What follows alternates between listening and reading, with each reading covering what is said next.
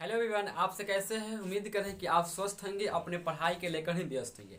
आज का वीडियो बहुत ही महत्वपूर्ण होने वाला है। आपको केमिस्ट्री कैसे स्ट्रांग होगा और हम रसायन की भाषा थोड़ा बताएंगे।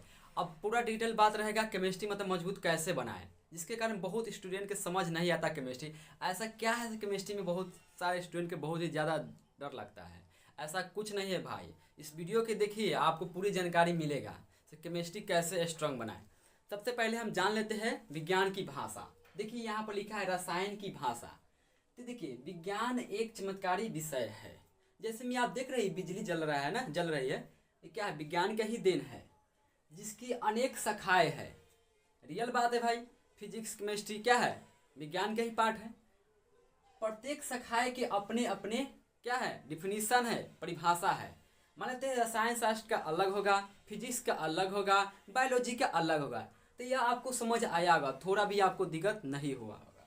अब हम बात करते हैं केमिस्ट्री, क्या चीज़ हमको नहीं आ रहा है से केमिस्ट्री में बहुत ही ज़्यादा दिक्कत होगा। सबसे पहले आपको इलेक्ट्रॉनिक कन्फिग्रेशन आना चाहिए। यदि आपको इलेक्ट्रॉनिक कन्फिग्रेशन नहीं आ रहा है तो आपको बहुत ही ज़्यादा दिक्कत होगा केमिस्ट्री में, आपको समझना बहुत ही मुश्किल हो जाएगा भाई। तो यहाँ पर देखिए इलेक्ट्रॉनिक कन्फिग्रेशन नहीं आएगा तो आपको आवेश नहीं मालूम चलेगा। मान लेते हैं सोडियम पर 1 प्लस के चार्ज है, क्लोरीन पर माइनस का 1 है, मैग्नीशियम प्लस का 2 है।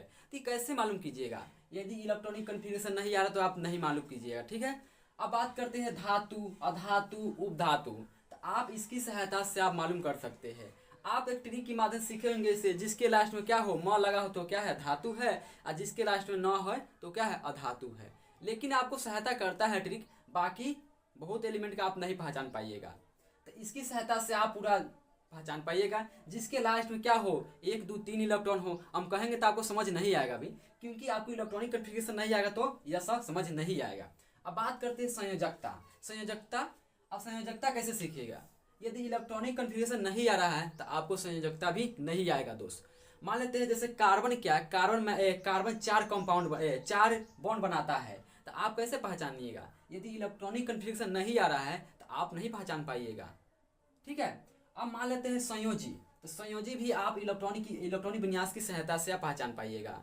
बहुत ही महत्वपूर्ण है आपको इलेक्ट्रॉनिक विन्यास, आपको केमिस्ट्री के लिए। यदि आपको नहीं आ रहा है तो दोस्त समझना बहुत ही मुश्किल है। अब बात करते हैं आयनिक और सहसंयोजक।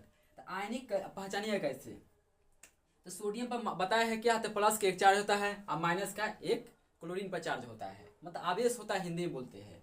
तो आयनिक क्या होता है, अब पहचानने के लिए मान ले दे दे कोई कंपाउंड। अब कंपाउंड भी बोलेंगे तो आपको समझ नहीं आएगा दोस्त। तो देखिए मान लेते हैं सोडियम का NaCl है, सोडियम क्लोराइड है। तो एक धातु है, एक अधातु है। तो धातु अधातु कैसे पहचानिएगा, इलेक्ट्रॉनिक विन्यास की सहायता से पहचान पाइएगा ना। अब देखिए यहाँ पर लिखा है सोडियम क्लोराइड, और आयनिक यौगिक के पहचानने का ट्रिक है, एक धातु होता है, एक अधातु होता है। तो आपको इलेक्ट्रॉनिक विन्यास नहीं आएगा तो आप कैसे पहचान पाइएगा, नहीं पहचान पाइएगा। अब बात करते हैं सहसंयोजक। इसमें क्या होता है, दोनों क्या होता है, नॉन मेटल होता है, मतलब अधातु होता है। तो इलेक्ट्रॉनिक विन्यास की सहायता से आप बहुत कुछ सीख सकते हैं। यदि आपको नहीं आ रहा है तो बहुत कुछ नहीं सीख पाइएगा, बहुत ही ज़्यादा दिक्कत होगा, बहुत ही ज़्यादा दिक्कत होगा, समझने में बहुत ही हार्ड होगा। देखिए नहीं समझ आने के कारण क्या होता है, विषय को बोल देते हैं हार्ड, जिसके कारण पढ़ाई भी छोड़ देते हैं। यदि समझ नहीं आता है तो पढ़ाई भी छोड़ देते हैं। तो दोस्त आपको बेसिक नॉलेज होना चाहिए समझने के लिए, जिससे आपको पढ़ाई में थोड़ा मन लगे। यदि समझ नहीं आता है तो क्या होता है, पढ़ाई में मन नहीं लगता है, ये बात रियल है। अब बात करते हैं, आपको 1 से लेकर 30 तक परमाणु संख्या याद होना चाहिए। यदि परमाणु संख्या याद नहीं है तो भी दिक्कत है। कैसे निकाल पाइएगा संयोजकता, नहीं निकाल पाइएगा। किसी भी एलिमेंट का संकेत याद होना चाहिए, सिंबल। मान लेते हैं हाइड्रोजन का H होता है, यह मालूम नहीं होगा तो आपको बहुत ही ज़्यादा दिक्कत होगा। तो आपको 1 से लेके मैक्सिमम, मिनिमम मतलब कम से कम आपको 1 से लेकर 30 तक परमाणु संख्या याद होना चाहिए। यदि याद नहीं तो बहुत ही ज़्यादा दिक्कत होगा, ठीक। अब बात करते हैं तत्व क्या है, ये भी मालूम होना चाहिए। यौगिक क्या है, ये भी मालूम होना चाहिए। और पदार्थ क्या है, ये भी मालूम होना चाहिए। अणु क्या है, ये भी मालूम होना चाहिए।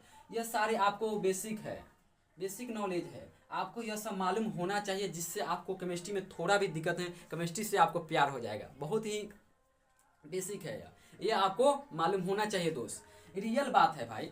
अब देखिए, अब हम बता दे रहे, इंग्लिश में थोड़ा बता दे रहे हैं। देखिए इलेक्ट्रॉनिक विन्यास को इंग्लिश में बोलते हैं इलेक्ट्रॉनिक कॉन्फ़िगरेशन, ठीक। आवेश को इंग्लिश में बोलते हैं चार्ज बोलते हैं। ठीक, धातु को बोलते हैं मेटल, अधातु को बोलते हैं नॉन मेटल, और उधातु को बोलते हैं मेटल वाइट। ठीक, संयोजकता के बोलते हैं वैलेंसी बोलते हैं, और संयोजी के बोलते हैं वैलेंस बोलते हैं। अब बात करते हैं आयनिक को, तो आयनिक के बोलते हैं, इंग्लिश में लिखिए तो आप चाहे हिंदी में लिखिए तो बात बराबर है। सहसंयोजक, इसको इंग्लिश में बोलते हैं कोवेलेंट बॉन्ड, कोवेलेंट यौगिक, कोवेलेंट कंपाउंड बोलते हैं। अब 1 से लेकर 30 तक परमाणु संख्या मतलब एटॉमिक नंबर आपको याद होना चाहिए। यह बेसिक नॉलेज है, आपको जानकारी होना चाहिए, जिससे आपको पढ़ाई में मन लगेगा, समझ आएगा तो पढ़ाई में मन लगेगा, जिससे आप पढ़ाई आगे कर पाइएगा। और समझ नहीं आएगा तो क्या कीजिएगा, मास्टर भी नहीं अच्छा पढ़ा रहा है, ये बात है।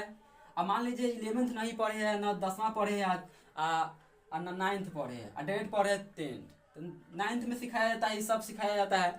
आ जाइएगा 10th में, तो 10th में थोड़े पढ़ाएगा मास्टर ना, 9th के बाद थोड़े 9th का जो टॉपिक है थोड़े आपको पढ़ाएगा के 10th में है, जिसके कारण तो आपको दिक्कत होगा।